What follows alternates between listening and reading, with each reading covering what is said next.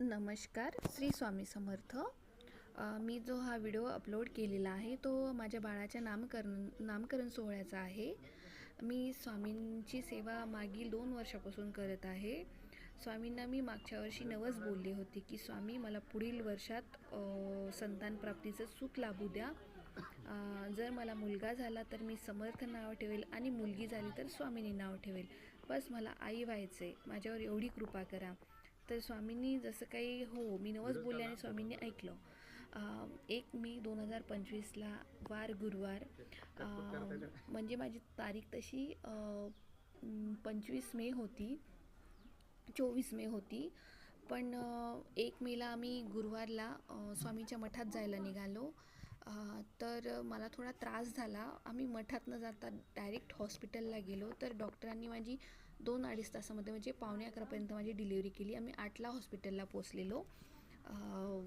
तर कुठलाही त्रास न होता, कुठलीही धावपळ न होता, दगदग न होता, मानसिक ताणही न होता माझी डिलिव्हरी झालेली आहे. सकाळी 11:45ला वार गुरुवारी, आणि त्या दिवशी विनायक चतुर्थी होती. जसं काही स्वामींनी माझ्यावर सगळं काही लक्ष ठेवूनच केलेलं आहे. मला माझ्या प्रेग्नन्सीमध्ये कुठलाही त्रास झाला नाही, कुठलेही अडथळे आले नाही. सुरुवातीला आले, पण मी स्वामींचा जप केल्यामुळे तेही अडथळे दूर झाले.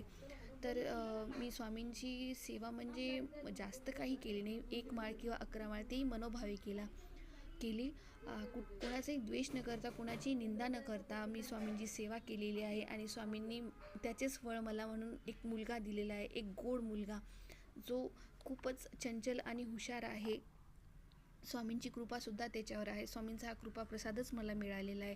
सो मी हे सांगत आहे की जे काही कोणाची भक्ती करता तुम्ही, देवाची, कोणत्याही देवाची, तुम्हाला ज्याच्यावर विश्वास आहे ती सेवा मनाभावातून करा. कोणाचाही द्वेष करू नका, कोणाची निंदा करू नका.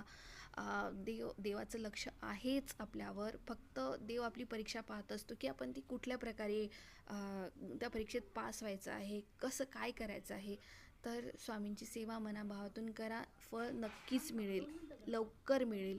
श्री स्वामी समर्थ. अवधूत चिंतन श्री गुरुदेव दत्त समर्थ. स्वामींची कृपा सगळ्यांवर असो. स्वामींची सेवा मनाभावातून करा. धन्यवाद. श्री स्वामी समर्थ.